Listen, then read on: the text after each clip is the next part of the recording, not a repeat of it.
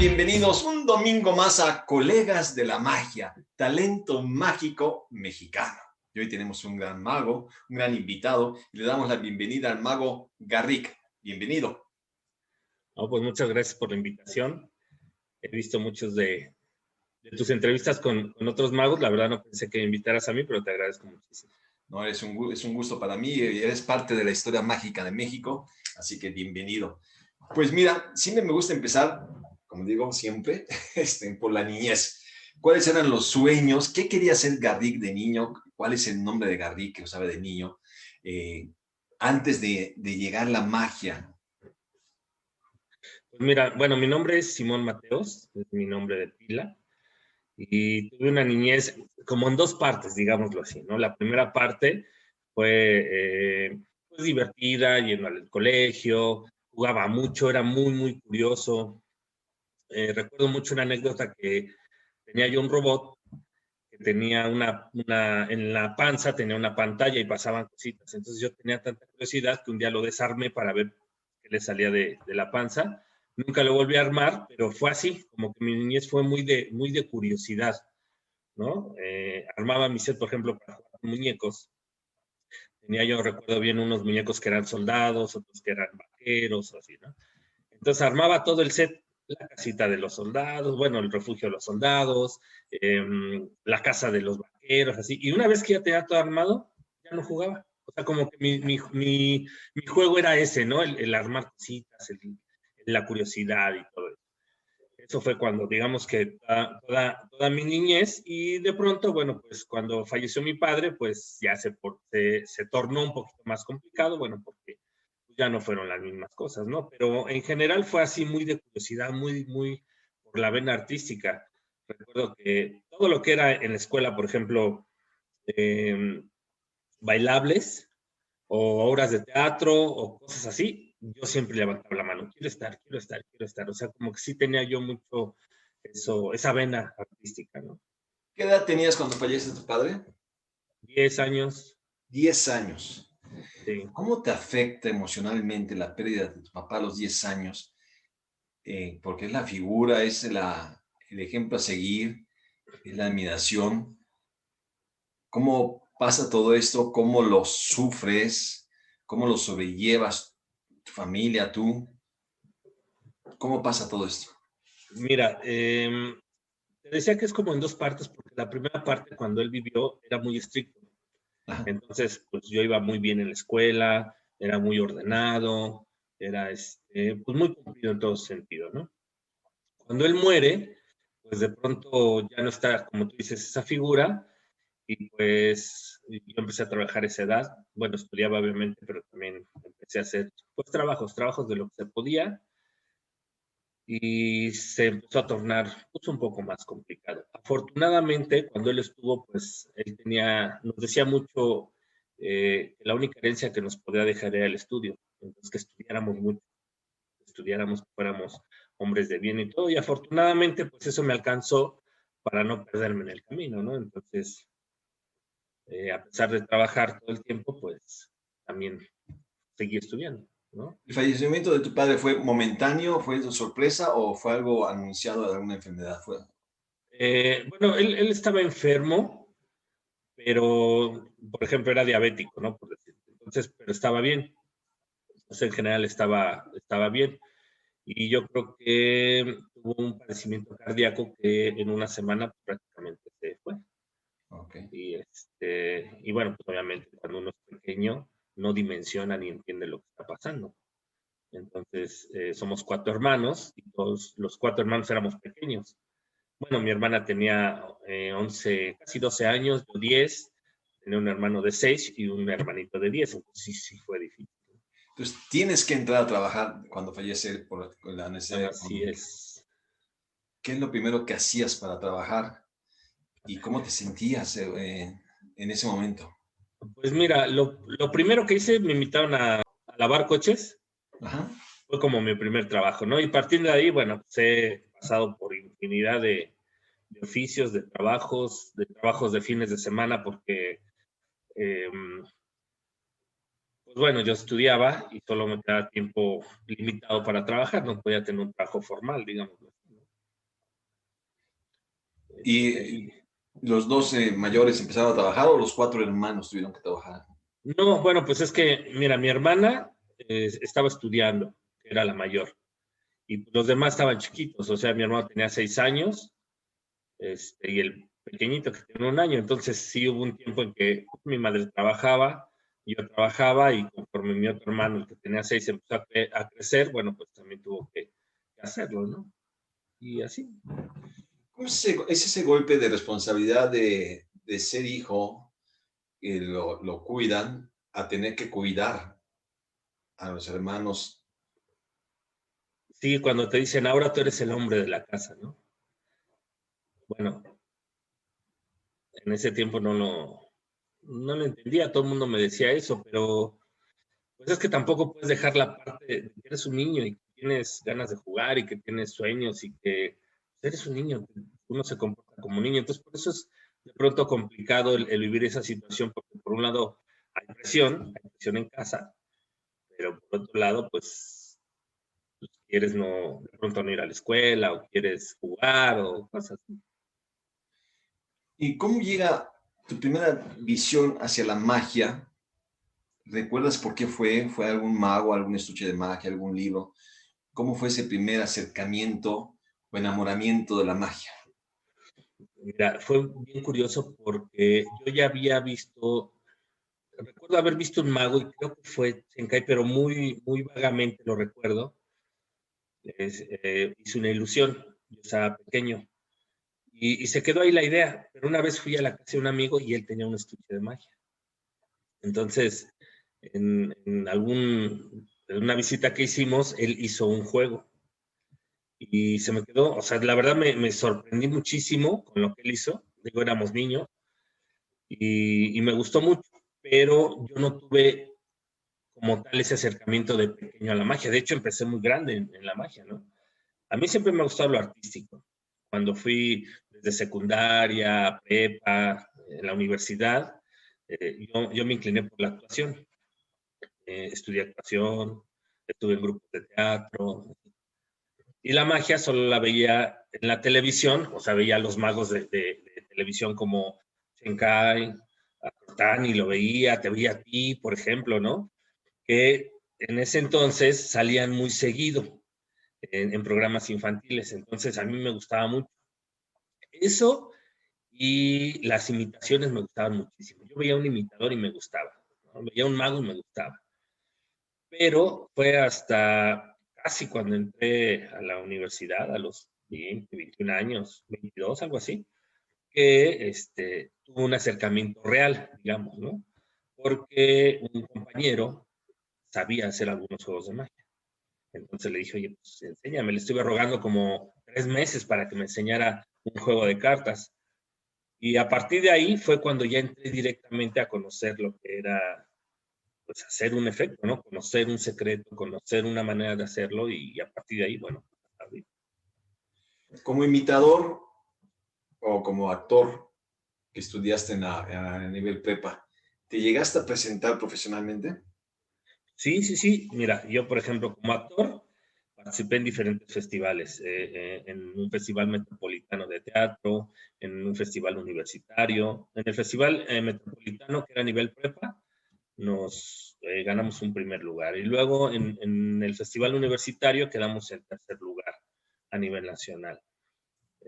Posterior a eso, bueno, hice algunas participaciones en televisión, en algunos programas como Ya Cayó, por ejemplo, en algunos cortometrajes, en algunos videohomes que le llaman, que no, son películas que no salen en el cine, pero Así es. bueno, al final son películas. Tuve algunas participaciones así.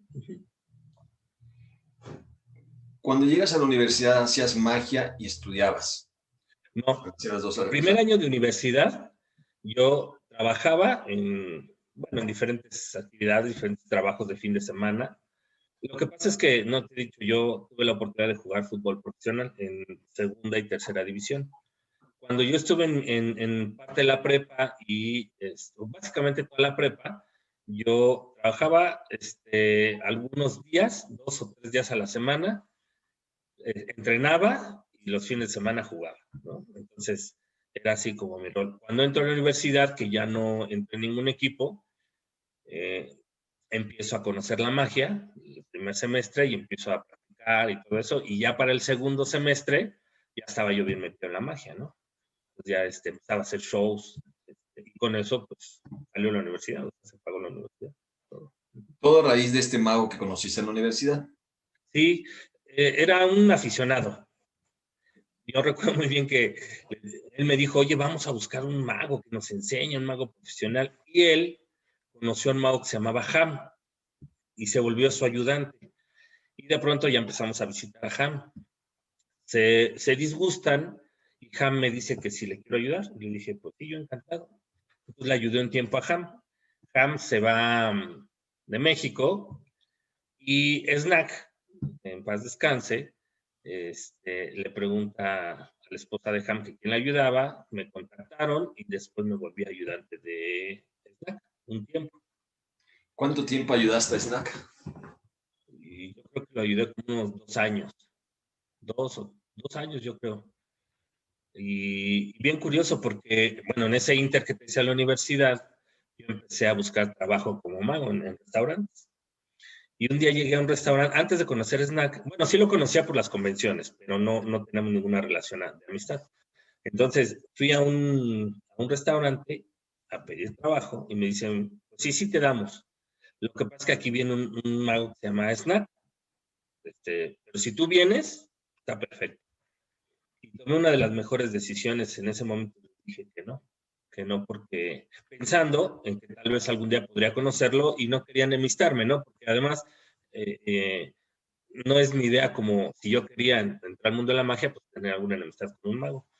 Y fue una gran decisión porque a la postre me vuelvo, bueno, primero me volví su asistente, después dejo de ayudarle y él fue el que prácticamente me metió como en este mundo de los congresos, los clubs, por el fui al club de Chencay, entonces fue una buena decisión porque si yo hubiera ido y él se hubiera enterado que alguien le fue a estropear el trabajo, pues no hubiera pasado todo lo que pasó, ¿no? Son dos estilos diferentes, Ham y Snack. Aprendes de los dos. Sí. ¿De cuál crees que absorbes más el estilo? Pues mira, no tanto el estilo, bueno, no sé si se le puede llamar estilo.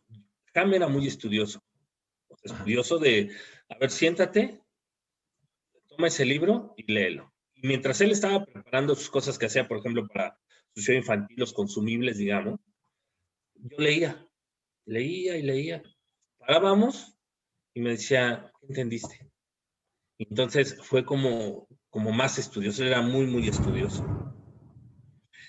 Y Snack tenía no sé, tenía un carácter lindísimo, ¿no? O sea, le caía bien a la gente, su personalidad era muy agradable. Sí. Socializaba con todos, era muy acomedido, cuando hacía shows, enganchaba con todos, entonces como que aprendí de los dos, ¿no? Yo sé que uno debe trabajar en su personalidad para agradar, ¿no? Y a veces es complicado, porque unos traen carisma y otros a lo mejor no lo traemos, pero hay que aprenderlo, hay que ir desarrollando, también eso es entrenamiento. Empiezas como mago cuando estás en la universidad, pero ¿con qué categoría, con qué especialidad? ¿Empiezas con magia en restaurantes Ajá. o eventos privados Sí, de en fiestas? la universidad lo primero que empecé fue con magia en restaurantes, sin saber nada, ¿eh? De hecho. O sea, digo, sin saber nada de cómo puedes acercar una mesa, o qué juegos estarían bien, o cuánto tiempo debes estar. No lo sabía, ¿no? Sabía yo algunos efectos de magia y eran los que hacía fue como empecé. Afortunadamente a mí siempre me ha gustado leer mucho. Y entonces empecé a comprar libros y ya en algunos libros, bueno, ya te explicaba un poco de pues, cómo acercarte a una mesa, qué no preguntar, qué sí preguntar. Eh, Han, por ejemplo, sorprendió mucho cuando yo le dije que ya estaba trabajando en un restaurante, ¿no? Porque no pensó que yo, como que sí lo quisiera tomar así profesional. Pero eso fue con lo que empecé, con la magia en restaurante. Magia en restaurante. Ahí en algunos restaurantes fui trabajando. Cuando conocí a Snack, él trabajaba en un restaurante. Fíjate, él trabajaba en ese restaurante que te digo que fui a pedir trabajo y después lo contrataron en otro. Pero ese otro, que era una cantina bar, tenía varias sucursales y él me recomendó en uno y entonces él trabajaba en uno y yo trabajaba en uno. Muy bien. ¿Qué carrera estudiaste? La licenciatura en geografía. Licenciatura en geografía. Ujú. ¿En alguna forma los estudios en la universidad te sirvieron para aplicarlo en la magia? Pues mira, yo creo que lo que más me sirvió fue la formación universitaria, ¿no? Como tal, el conocer otras formas de pensamiento. Obviamente la estructura de la carrera, cuando uno dice, soy geógrafo, la gente solo piensa en mapas, ríos, océanos o capitales, ¿no? Que es lo que te enseñan en primaria o en secundaria. Ya en la universidad te enseñan mucho, por ejemplo, de geografía económica o geografía social, hacer relaciones de por qué pasan las cosas, prever el que suceda un hecho determinado. A mí me gustó mucho lo de los desastres naturales y te enseñaban el por qué pudiera suceder un desastre y cómo afectaría a la población. Entonces, eso también ayuda porque yo creo que la magia dicen por ahí que uno debe ir un paso adelante. Y para ir un paso adelante tienes que ver las posibilidades que hay, o qué puede suceder, o cómo te gustaría que reaccionen, y sobre eso tú empiezas a trabajar. Así pasa en la geografía, o sea, haces un estudio de por qué pasaría esto, o si pasó, por qué se dio y cómo poderlo cambiar. Ok. Esas primeras presentaciones en el restaurante, ¿cómo son? Porque podemos ver un mago ya que trabaja en mesas y tiene la experiencia y esa facilidad, pero ese inicio, el acercarte la primera vez a una mesa, si es que vas a propinas, el recibir una propina, el que ser una forma discreta y elegante de que el cliente te la dé, que es el modo de subsistencia. ¿Cómo la fuiste llevando? ¿Cuáles fueron ese caminito? ¿Qué anécdotas tienes de ese inicio? Mira, como en el inicio yo no sabía nada,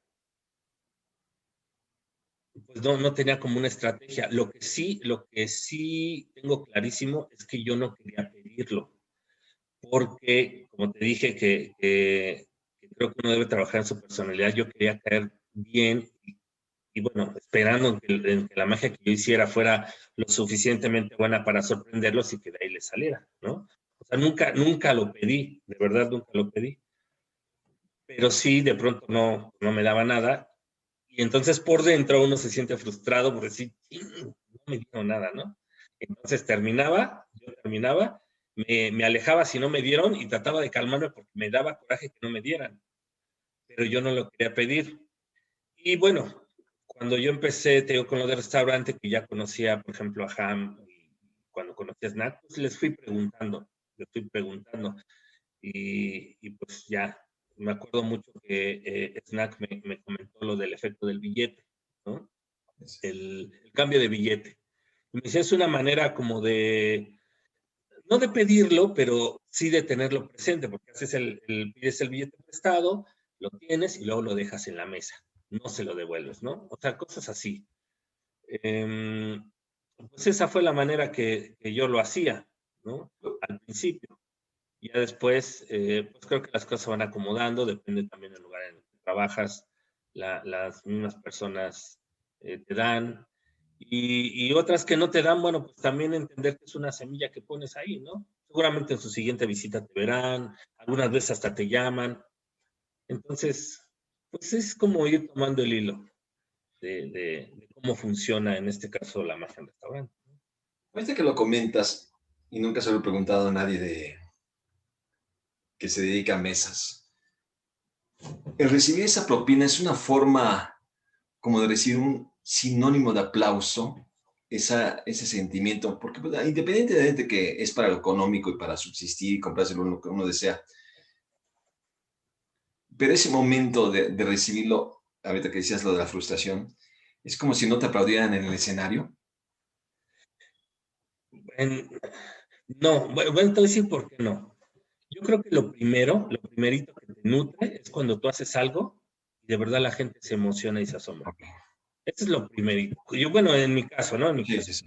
En cualquier índole, o sea, o en cualquier rama de la magia, cuando tú muestras algo y la gente de verdad se emociona, se sorprende o se divierte si es que haces magia cómica, ese es el primer paso, ¿no?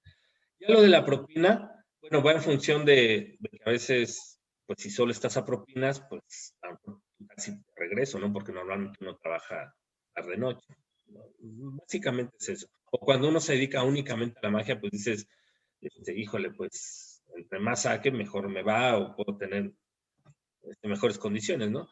Pero yo creo que no es que no te aplaudan, o sea, si se sorprendieron, porque además hay veces que se sorprenden y se emocionan, pero no te da nada, ¿no?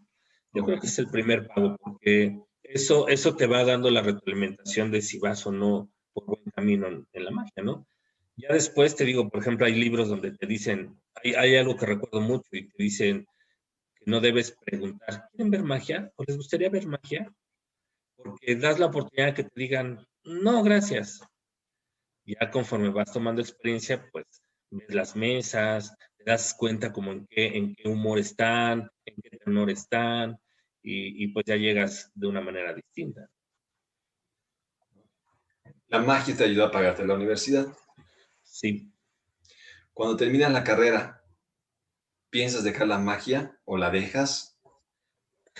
Lo que pasa es que antes de acabar la carrera, yo por ejemplo estaba haciendo magia de cerca y brinco al show infantil. Empiezo a montar mi espectáculo infantil y antes de acabar la carrera yo ya estaba dando shows infantiles. Entonces yo la verdad es que nunca pensé, pues dejo la carrera y dejo la magia y me quedo en la carrera, porque yo ya estaba dando funciones regularmente antes de terminar la universidad.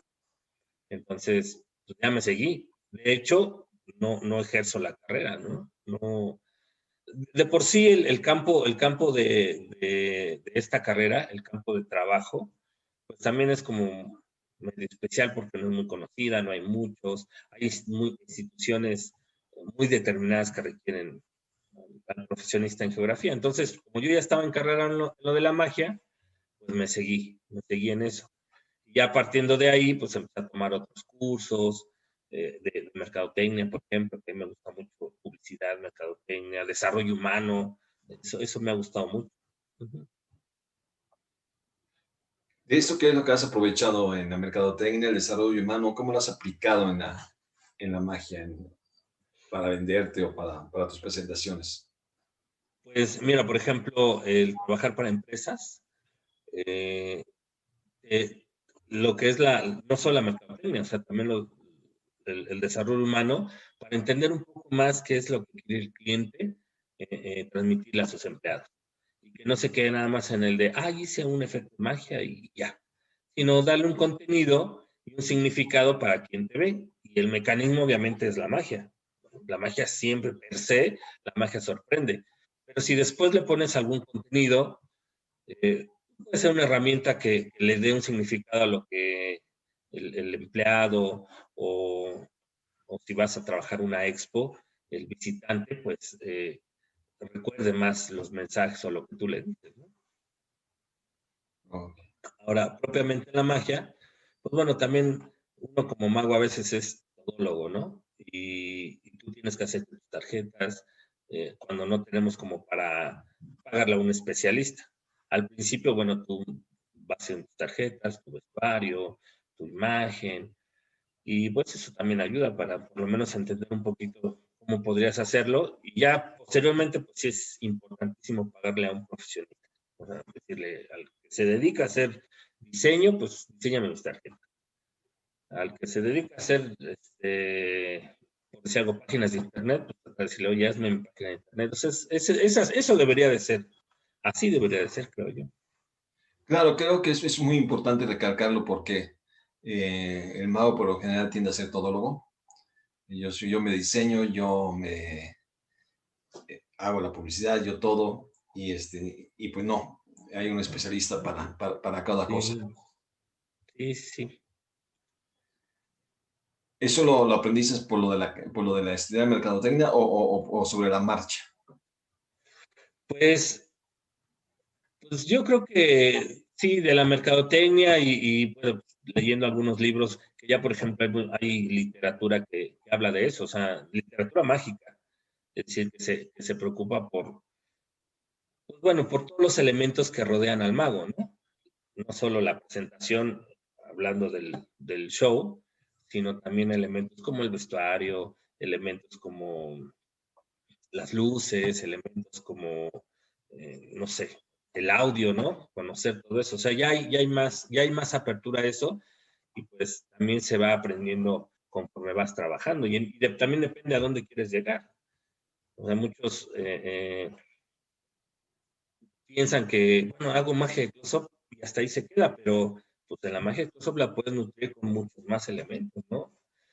Te digo, y es todo el mundo, porque desde tu expresión, o sea, obviamente como mago es el efecto que vas a aprender, el guión que le vas a poner, si le vas a poner música o no, es como lo básico, ¿no? Y ya partiendo de ahí, si sabes un poco de luces o si sabes un poco de un micrófono bueno, no sé, todo eso ayuda.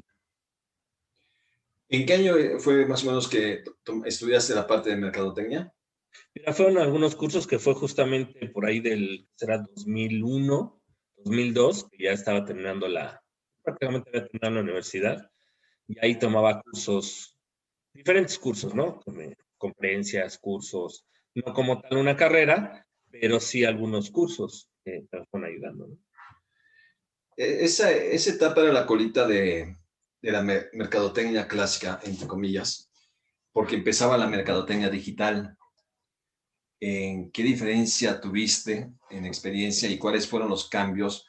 Porque a veces van volviendo obsoletos siempre los conocimientos que vamos adquiriendo y sobre todo en la mercadotecnia, que viene todo el cambio a lo digital. ¿Cómo hiciste ese cambio de lo clásico a lo tradicional a lo digital? Lo que pasa es que hay algo que no cambia y es el cómo. O sea, ¿qué quieres que la gente entienda? ¿Qué quieres que la gente perciba? Y partiendo de ahí, ¿cómo lo vas a lograr? Entonces, la herramienta puede ser digital, la herramienta puede ser directa. Bueno, antes había mucha publicidad directa. De hecho, dicen que la mejor publicidad es la que va de boca en boca, ¿no? Y de entrada, pues, tendrías que dar una buena impresión o la mejor impresión posible, expresarte de acuerdo a lo que tú quieres, independientemente del estilo que tengas, pues sí tenerlo consciente o claro. Ahora, teniendo todos esos conocimientos, uno se vuelve más analítico. No sé si por mi misma naturaleza de ser curioso, trato de encontrarle todo el porqué y cómo pudiera estar mejor y tratarlo de verlo desde afuera pues, para criticarlo, ¿no? O para criticarme en este caso, ¿no? Ya en esa etapa ya tienes una carrera, has estudiado diferentes temas como la mercadotecnia, el desarrollo humano, estás trabajando de mago eh, y hablamos de un niño que perdió a su papá a los 10 años.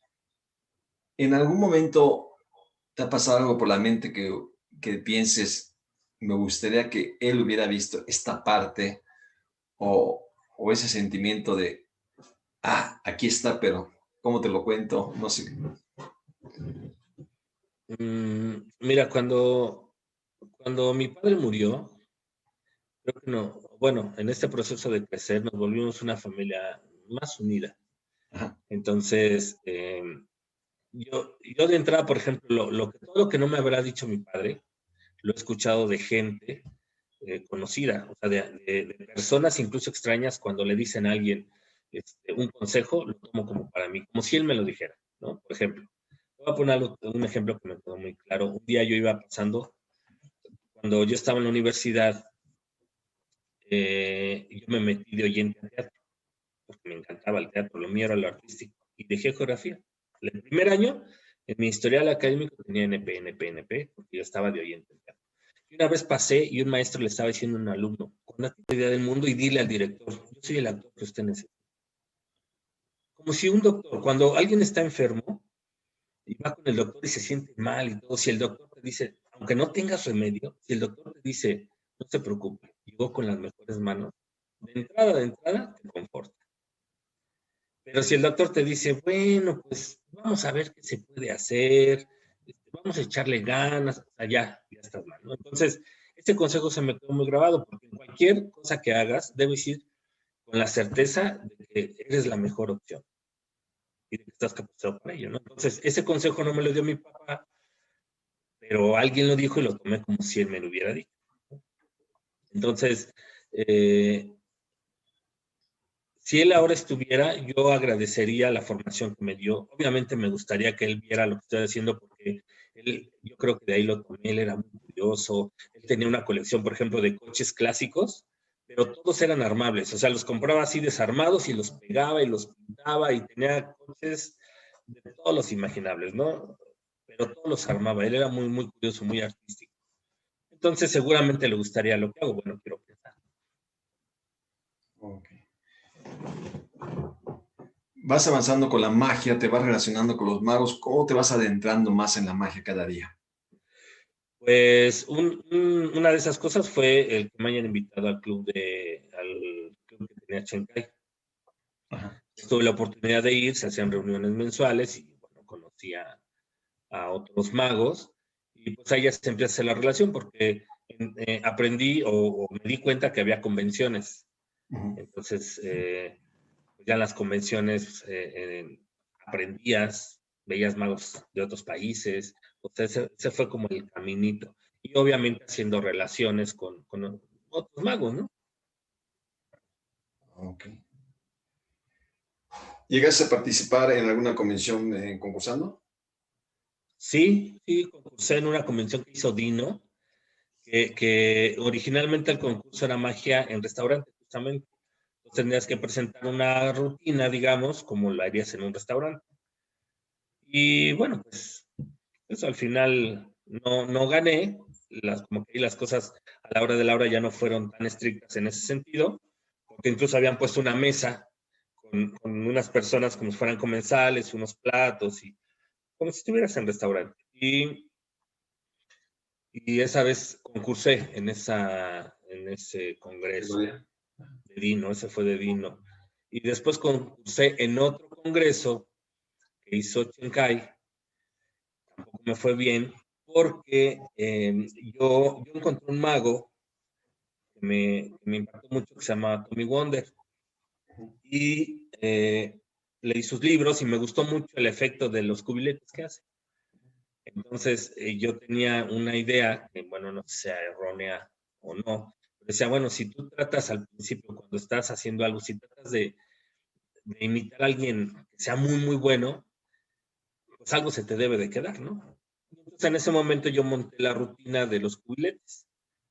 Pero como estaba muy fresco, como estaba muy de moda el tema de Tommy Wonder, todo el mundo lo conocía por un lado. Y por otro lado, pues era una réplica de lo que él hacía, y pues tampoco fue bien visto, está bien visto, ¿no? Porque tal cual es lo que él está haciendo.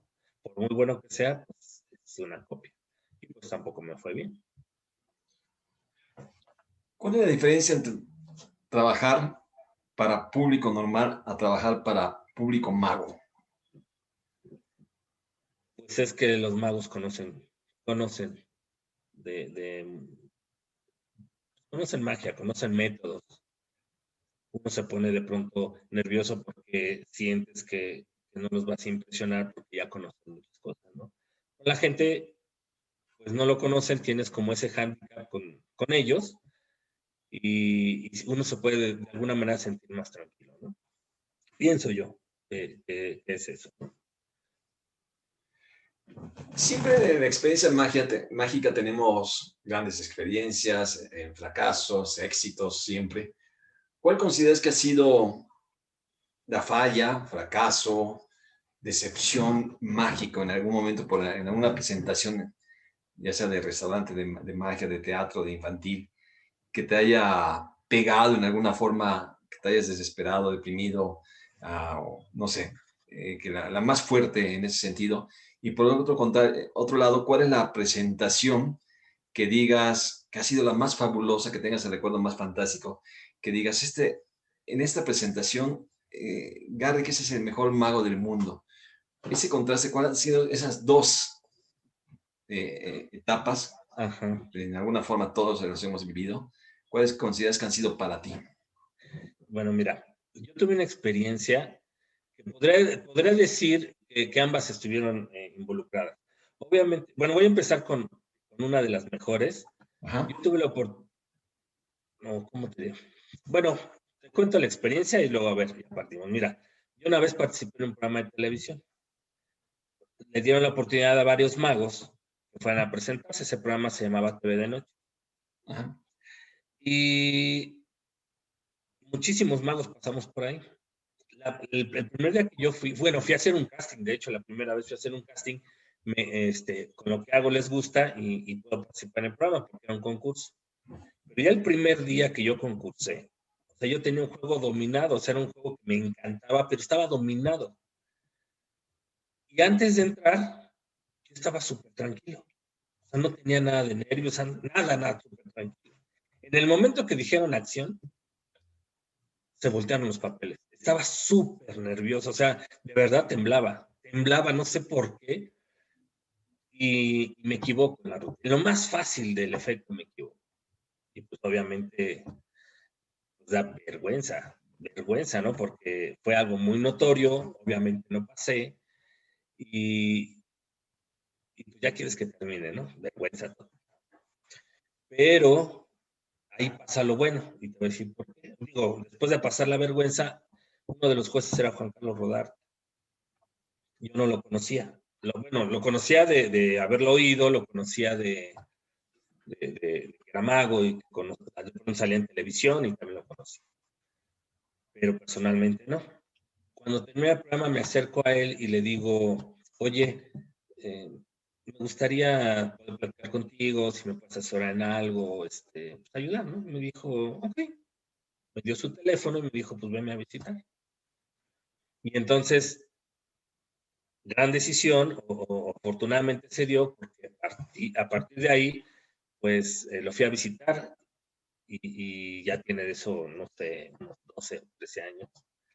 Hicimos una buena amistad y he podido colaborar con él en muchísimos proyectos que él tiene de magia y que no se hubieran dado si ese día pues no me hubiera acercado, ¿no? ¿Este programa fue en vivo o grabado? No, fue grabado. Bueno, lo grababan, ¿no? Pero bueno, de todos ¿Qué modos me pasa por salió tu mal. mente? Hay una pregunta. Todos hemos tenido fallas y se siente del cocor el momento en que las tienes, pero cuando pasa en un programa en vivo, pues pasó todo a la par y sientes todo ese golpe de momento. Tu golpe viene en dos, de momento, y todavía falta el que sabes que va a pasar tal día al aire y que todo el mundo lo va a ver, sobre todo el ambiente de los magos. Ese momento donde está pasando la televisión, ¿qué pasa? Como que uno Es quiere que mira, evitarlo. ahí se multiplica y te voy a decir por qué. Primero porque te están calificando. Hay personas, 3 o 4 los jueces que sean, te están calificando. Son los primeros que tienes que impactar. Y luego súmale a todos los del público, los que están en el público, ¿no? Que de todos modos se dan cuenta. Ahora, ya cuando va a pasar el programa, pues toda la gente que te ve a través de la televisión también se da cuenta. Entonces, uno quisiera siempre hacer algo extraordinario para que dijera, oh, es un magazo, ¿no? Yo quiero verlo, si algún día hay un espectáculo donde usted lo quiero ver y todo. Entonces, por eso se multiplica. Pero al final la experiencia ya la pasaste. En el momento que te salió mal, ya. O sea, si te vieron 20 o 30, si te vieron en la tele 100, pues ya te salió mal. O sea, ya quedaste mal. Es como vivir Digo, un accidente en dos partes, ¿no? Porque tienes un accidente y ¡paz! Viene todo el golpe de momento. Pero en tu caso fue un accidente dividido en dos partes. Porque tú ya sabías que venía la segunda parte y no tenías forma de evitarlo. sí. Y la verdad es que también, bueno, es que no sé si se prepara, no debería uno prepararse para un error, la verdad, uno debe hacer las No, cosas errores bien ahí y se siempre. acabó, ¿no? Pero cuando algo no está donde debe de estar o te falló, no, uno se pone nerviosísimo, empieza a pensar a 1000 por hora, titubeas, no tienes cómo salir, o sea, no sé, yo creo que hasta uno se ve mal, ¿no? No, claro, y por más puesto que lo tengas, el efecto eh, te puede fallar, ¿no? A eso siempre estamos expuestos y pues si no, no habría muertes en cosas, en efectos de, no solo de magia, de artísticos, de tanto, ¿no? Ujú. De, entonces, gente que prepara un número, lo hace 10 veces a la semana, 20 veces a la semana, y pues viene siempre la falla, ¿no? Aunque lo haya hecho Claro. veces anteriores. ¿Qué te deja como enseñanza años después, que ya lo ves diferente, lo ves como, ya no lo ves como con esa pena, lo ves como ya como una anécdota, como una experiencia? ¿Qué te deja eso años después, analizándolo ya? Pues mira, yo creo que la experiencia que te deja es que inmediatamente te tienes que poner a trabajar en lo que haya fallado. Y lo que haya fallado pudo haber, bueno, en mi caso fue una desconcentración. O sea, yo me desconcentré en lo que estaba haciendo y por eso hubo un fallo. O sea, si yo hubiera estado concentrado en lo que estaba haciendo, no hubiera pasado de entrada. Entonces, la primera experiencia es, trabaja en todo. O sea, vuelve a repasar el texto, vuelve a repasar los movimientos, verifica que todo esté en su lugar, que todo funcione para cuando lo estás haciendo, o sea, trabajar en eso, trabajar, ¿no? Entonces, bueno, ese efecto lo pude presentar, o sea, tuve como una revancha de ese efecto. Hace 2 años tuve la oportunidad de participar. México tiene talento Ah, ok. y presento el mismo efecto. Y lo presenté a propósito como para, pues, de alguna manera para reivindicar ese mal sentimiento que tuve. Dije, pues vamos a probar. Y afortunadamente me fue muy bien. Afortunadamente me fue muy bien. Eh, eh, la impresión fue buena y bueno, de alguna manera lo subsané, ¿no? Como en todos lados, cada que te presentas, estás al escrutinio de quien te mira. Y cualquier público que tengas te va a juzgar si le gustó, si no le gustó, si lo que dijiste estuvo correcto, si no. Siempre va a ser así, ¿no? La idea es que hagas lo mejor para que la gente quede sorprendida, quede emocionada, ¿no? Pero me fue muy bien, lo volví a presentar, me fue muy bien. El nervio para esa segunda presentación, porque era tu segunda presentación en televisión. No, ya, bueno, por ejemplo, yo después de experiencia que te digo ¿De noche? TV de noche, volví a ir, más adelante volví a ir y pues, todo salió bien. O sea, Ok. salió bien, me invitaron ya como invitado, Ah, bien. ya no tanto como concursante. Y bueno, pues ya tuve otras participaciones en televisión, ¿no? Y ya lo que te estoy diciendo en México tiene talento, bueno, es recién antes de la pandemia, hace 2 años. Ah, ok. Ya había muchas más cosas, había más tablas, más seguridad escénica, más todo, ¿no? Sí, sí, sí, El sí. nervio por hacer lo mismo. No, es que te digo que ese día no sé, o sea, yo siempre me pongo nervioso antes Ok. y cuando entro a hacer en el espectáculo, me engancho en lo que estoy haciendo y se me olvidan los nervios. Y ese día que te decía, algo pasó, yo me sentía, yo creo que ahí radica el error. Es como cuando haces algo ya tantas veces que te confías y entonces te pones vulnerable. Sí. Automáticamente te pones vulnerable. O sea, por mucho que lo hayas practicado, por muchas veces que lo has hecho, siempre hay que verificar que todo esté en su lugar, que no te lo muevan o que no se caiga o que no se doble o que, ¿no? Y todo debe estar en su lugar antes de empezar para que elimines la probabilidad de error. Sí, yo creo que el error, por mucha preparación, siempre hay la posibilidad de que exista. Ujú. Lo que a lo mejor tenemos que estar preparados es para aceptar esa posible falla y vivirla en el momento. Y Ujú. por el lado contrario, ¿cuál ha sido la mejor experiencia mágica emocionalmente que te haya satisfecho, donde digas, Garrigue es el mejor mago del mundo? Pues mira, yo tuve la oportunidad de participar o ser integrante de un proyecto que tal vez conozcas, que se llama Project Magic, que Sí. lo originó David Copperfield. Entonces, tuve la oportunidad de ser parte de ese proyecto trabajando en el Teletón, bueno, en el CRIT, para rehabilitar a los niños a través de la magia. Y de verdad es que es bien satisfactorio ver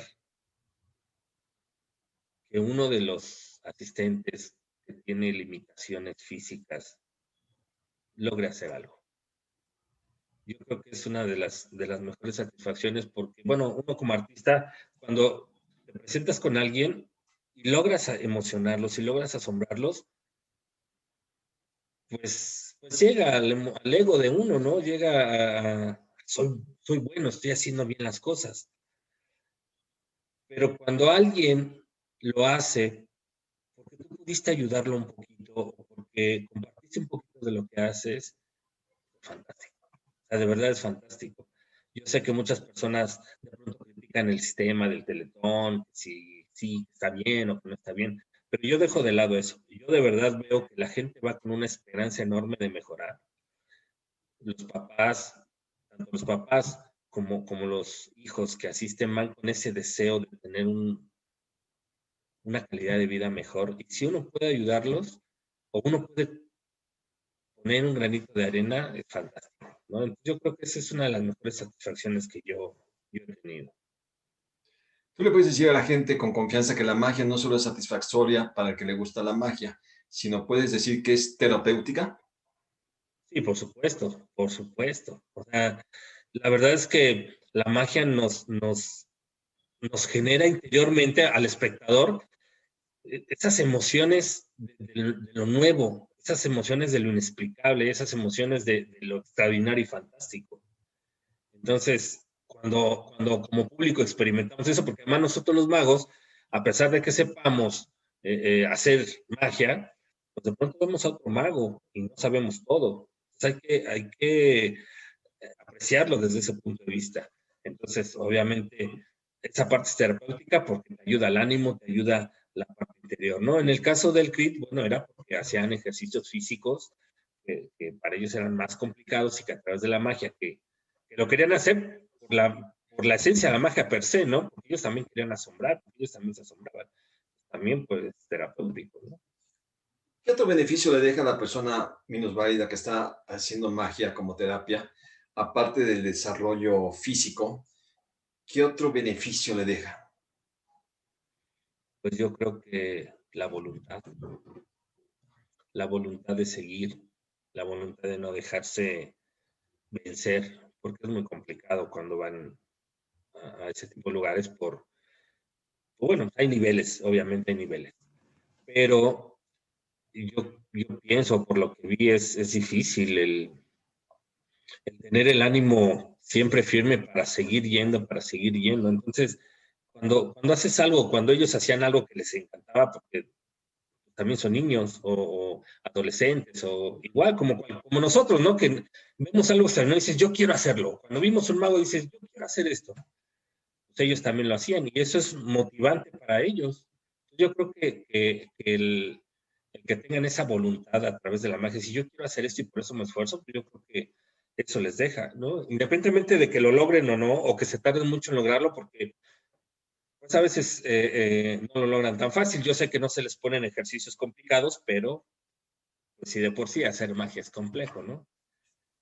Ahora yo tengo, ¿Recuerdas algún caso en especial que te haya llamado la atención por el cambio tan sorprendente que haya habido en él, ya sea física o emocionalmente? Alguno que nos puedas comentar que tengas así en la pues mente. mira, por ejemplo, había un niño que tenía, tenía un trastorno neuronal donde no podía mover sus extremidades.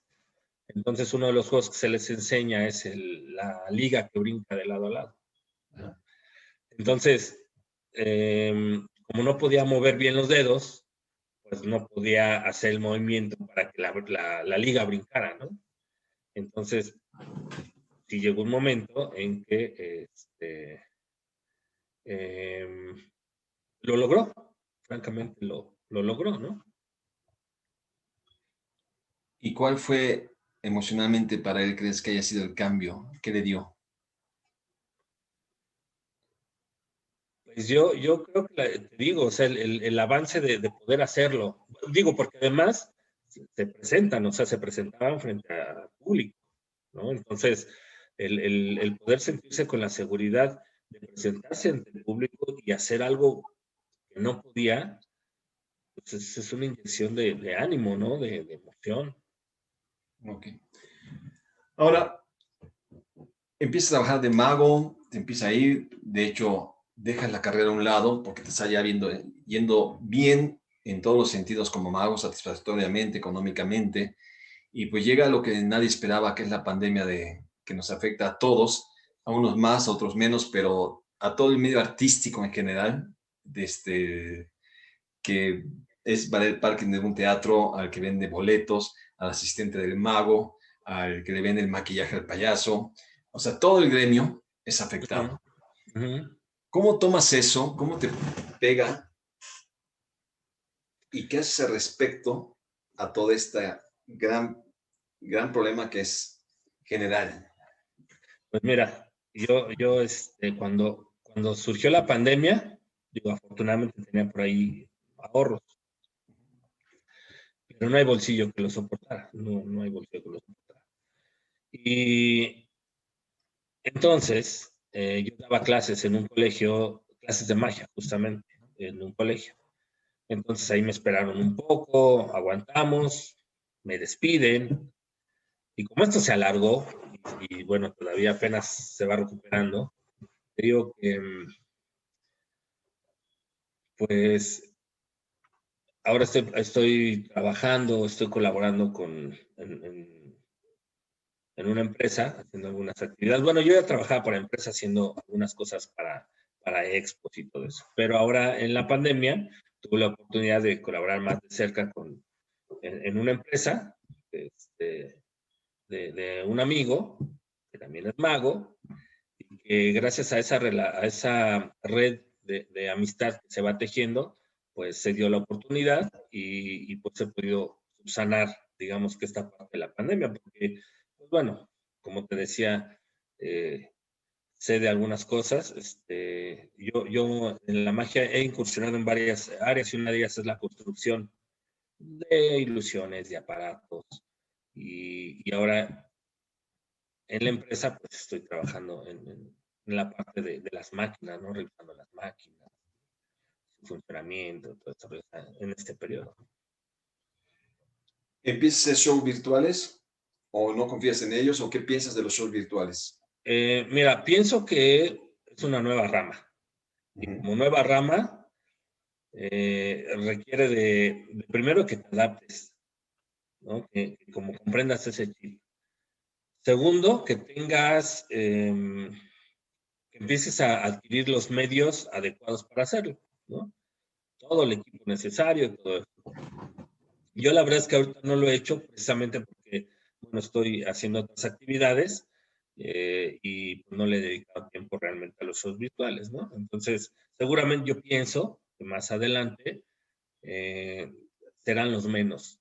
Yo tengo confianza en que volverán los shows presenciales porque además se requiere cualquier actividad artística, requiere el contacto directo, se necesita, para el público es importante verlo en vivo, ¿no? Por ahí había un dicho que dice, la música en vivo es mejor, ¿no? Yo creo que volverán, y yo la verdad ahorita no he incursionado en eso, ¿no? ¿Crees que la magia, terminando la pandemia, va a regresar igual o va a haber algún cambio que haya por todo esto que pasó? Pero bueno, cambio en relación a esto de la Pues por cercanía. todos los efectos traen cambios. Yo no sé cuál pueda ser. ¿Qué cambio crees que nos deje la pandemia para cuando acabe hacia con la magia, hacia con los magos? Hacia la forma de pensar de los magos, hacia la forma de trabajar, hacia la forma de prever, hacia la forma de todo. ¿Cuál crees que sea el cambio que nos pueda traer la Bueno, pandemia? yo creo que de entrada vamos a permanecer o vamos a tener en cuenta en cualquier profesión, ya como estilo de vida, yo creo que vamos a tener un poquito más el hábito de esto de lavarse las manos, de esto del desinfectante. Creo que eso nos puede quedar como una buena costumbre. Otra, en el caso de tener algunos espectáculos y todo eso, yo creo que va a volver con estas medidas que se pueden mantener, pero yo creo que sí van a volver realmente, ¿no? Ahora, como haciendo un acto de conciencia, creo que como esto es como un desastre natural, de pronto se presenta y no sabes en qué momento, pues también nos enseñará a ser ahorrativos, por ejemplo, ¿no? A valorar a la familia, más todavía, ¿no? A valorarla, a saber que puede haber un proceso donde no la veamos por mucho tiempo, ¿no? A valorar la libertad, el hecho de que tú salgas y puedas ir a donde tú quieras, cuando quieras, y que de pronto la pandemia no te dejó, ¿no? El saludar a alguien de mano, el tomarte una copa con alguien, el ir al cine, o sea, nos debe de dejar una enseñanza, sin duda. Nos debe, nos debe mostrar un panorama que no queremos volver a tener nunca más, pero que si lo logramos superar, espero que sí, que, no sé, de aquí a 5 años, cuando tú y yo nos sentemos a otra entrevista o cuando nos sentemos a platicar tomando un café, lo veamos como una experiencia que pasó, como una experiencia de vida. ¿Te acuerdas cuando en la pandemia? No, sí, pero ya quedé allá como eso, como una experiencia de vida. ¿Tú crees que en tu tiempo de mago, de vida de mago, ha sido tu experiencia más fuerte la pandemia o hay algo que sientes que haya vivido más en lo personal, más fuerte? Yo creo que la pandemia fue muy fuerte porque cambió esquemas. Si, por ejemplo, yo pensaba dedicarme a trabajar de mago todo el tiempo. Íbamos caminando, íbamos trabajando en ese sentido, las cosas iban marchando de determinada manera bien, y de pronto se acabó, no puedes más. O sea, ya ni en magia de cerca, ni en magia de niños, ni para las empresas, ni para, o sea, nada, no puedes hacer nada. El reinventarse, el buscar una forma de tener tu sustento, que es lo primero, pues no es fácil. Yo pienso, creo que algunos tuvieron la oportunidad de aguantar todo este año, algunos, hablando de los magos, ¿no? Tuvieron la oportunidad de aguantar, algunos no, y tuvieron que hacer otra cosa, o tuvimos que hacer otra cosa, ¿no? Así es. Entonces, lo primero era estabilizar el barco, lo primero era este, entender lo que estaba pasando. Y en ese sentido, pues yo creo que ha sido una experiencia muy difícil para todos. Ahora, de ahí a muchos que pudieron haber perdido a un familiar, o ellos mismos que pueden haberse enfermado. O sea, es muy complicado entender esto, porque además a veces uno escucha noticias. En un país asiático hubo un bombardeo, en un país europeo hubo manifestaciones, pero están lejos. Ahora no, ahora todos hablamos el mismo idioma y deberíamos de ser empáticos y deberíamos estar preocupados por uno mismo, pero también por los que nos están rodeando. Entonces es complicado, ha sido complicado. Por eso digo que esto nos debe dejar una enseñanza distinta a lo que cualquiera te puede decir. Ya lo vivimos y hay que valorar. Cuando esto pase y podamos tener un acercamiento, también hay que disfrutarlo muchísimo. Así es. Pues ya para ir cerrando el programa de Colegas de la Magia, algo que me haya faltado preguntarte, que quieras comentar, algo que tú quieras agregar hacia los magos, que les quieras decir a la gente que nos escucha, eh, dime. Mira,